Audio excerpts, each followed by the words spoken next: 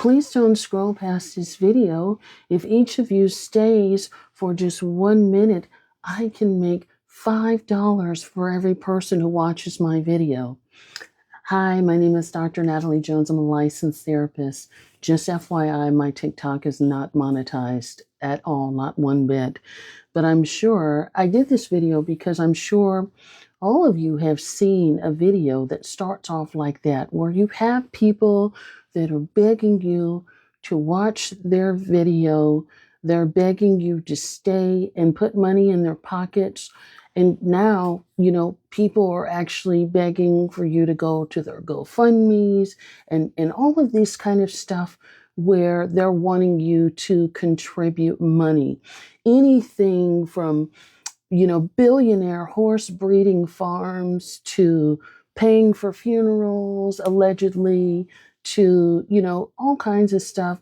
But at the end of the day, are you really paying for the stuff that they're getting on here and crying their crocodile tears about? Are you really just paying for the lifestyle of people who don't want to go in their own pockets, but they just want to sit around and make videos off of social media, and they don't want to go out and get a 9-to-5 job?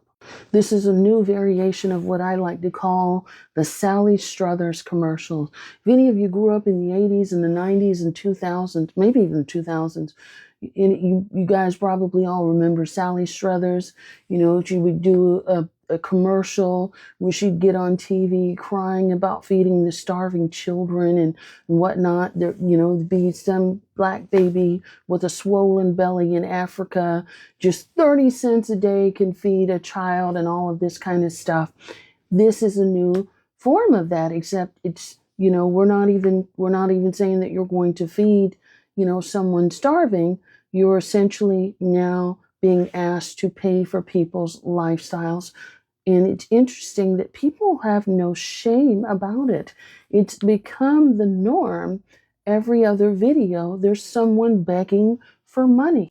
We literally have made grifting normalized on social media. And I'm not sure when that started to happen, when people became comfortable publicly begging for money to cover their lifestyle, to cover their expensive animals. I've seen expensive horse breeding farms, and as someone who's owned livestock, just even owning livestock is not cheap. But you have people that have billionaire horses that are begging for you, the consumer, to pay upkeep of their animals. You've had people that are, wanting to pay for funerals, and they're going out and buying brand new luxury cars, all kinds of things that are happening.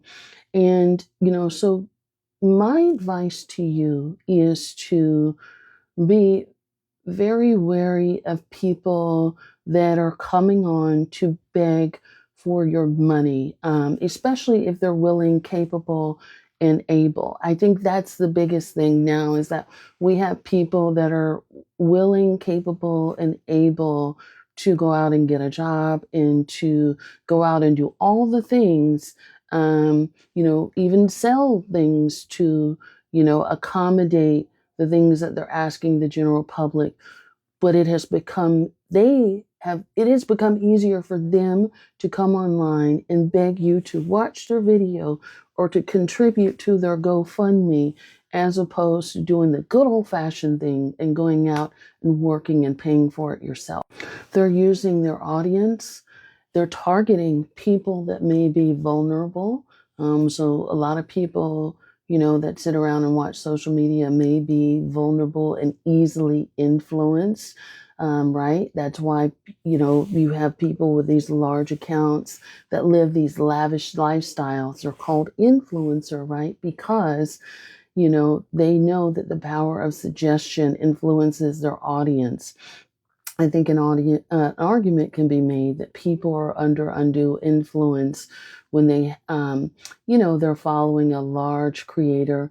You also have celebrities and other people that are doing it now.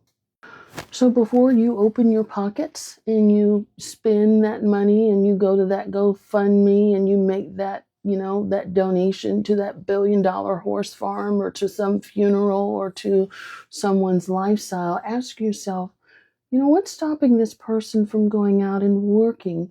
What is going on? Why is it so easy for a stranger to come on and ask me to pay for things for them on the internet? And I would encourage you to practice mindful spending and, while you're at it, mindful consumption of social media. Thank you so much. Hope that helped.